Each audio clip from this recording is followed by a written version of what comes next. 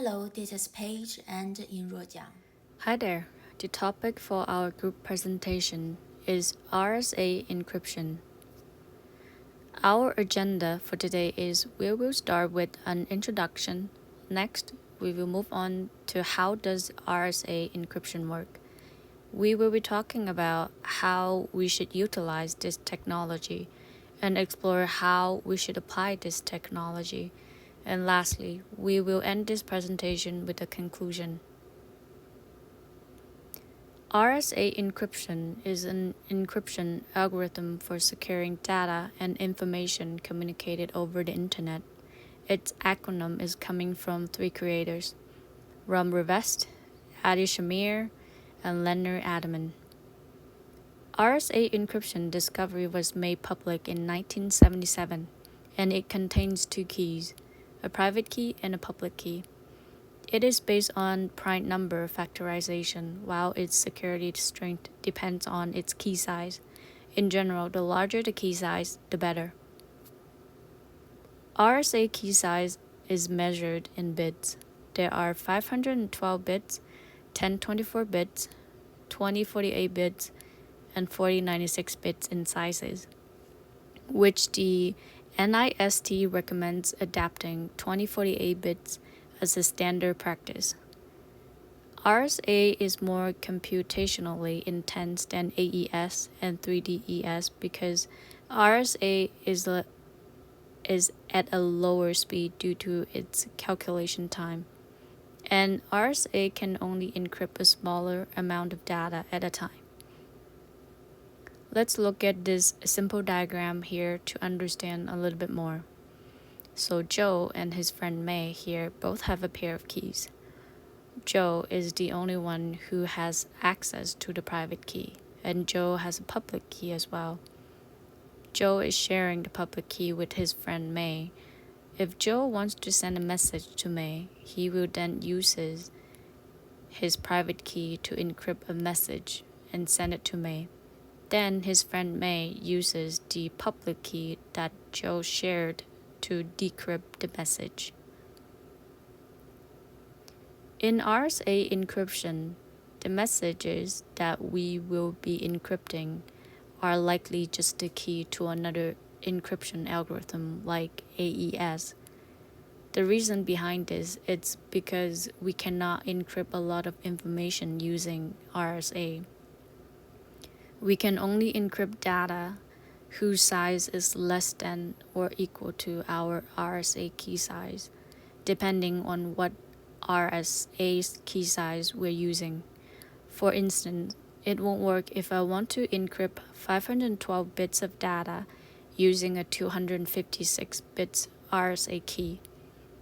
If we use the AES key to encrypt the body of the message, since there is no limit to how much data AES can encrypt, so in theory, we can have the body of our data encrypted with AES, and then we can send the AES key that is encrypted with RSA to work around.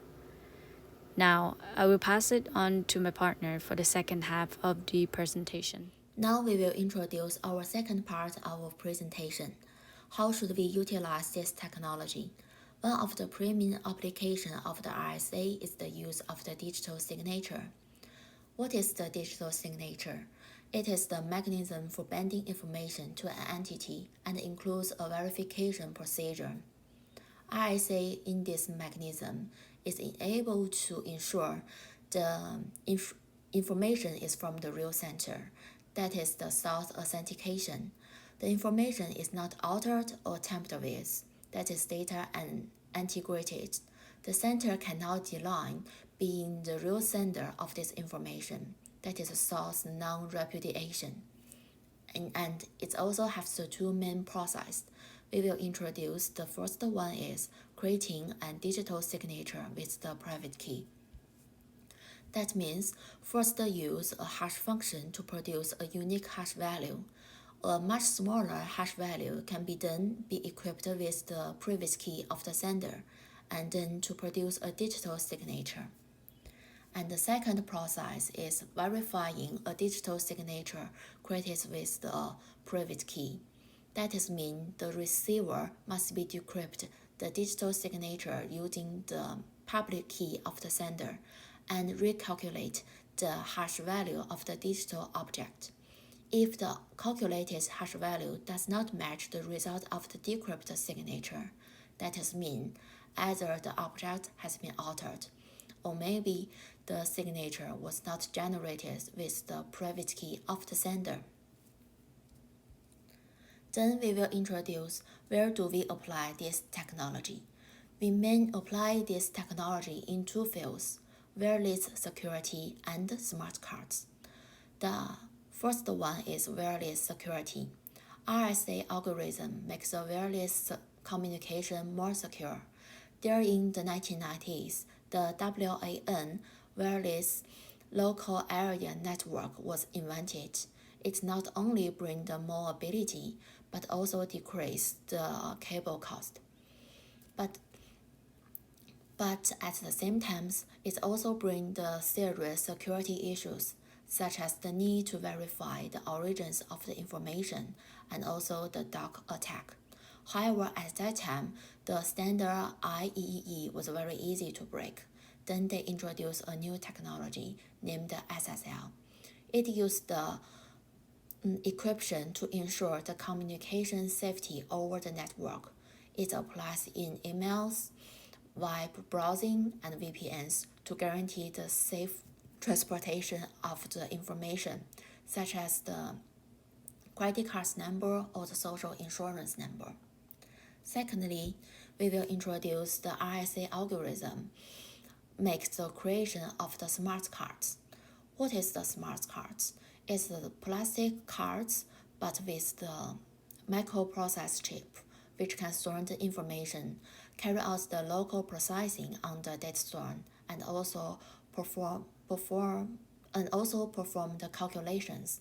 Currently, smart cards are used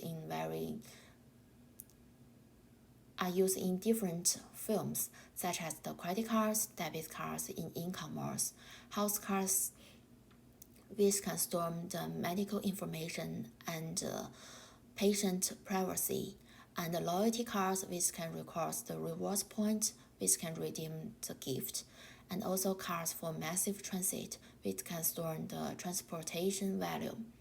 At 2007, the international standards for smart card, ISO 7816, was introduced. And in addition, with the wide use of the smart card, it brings various benefits, including the more security because they use the encryption or authentication, and it is very easy to transport because the people do not need to hold a large amount of the real money. And it's also time saving, as with the development of the e-commerce, people can purchase goods and services in their comfort. The conclusion: RSA is the most widely used public key crypto system. It is the great algorithm by introducing the prime number. RSA mainly ensure the source authentication, the data integrated, and the source non-repudiation. Due to its application, it makes the internet and e-commerce more popular and also makes the people's life more convenient. Thank you.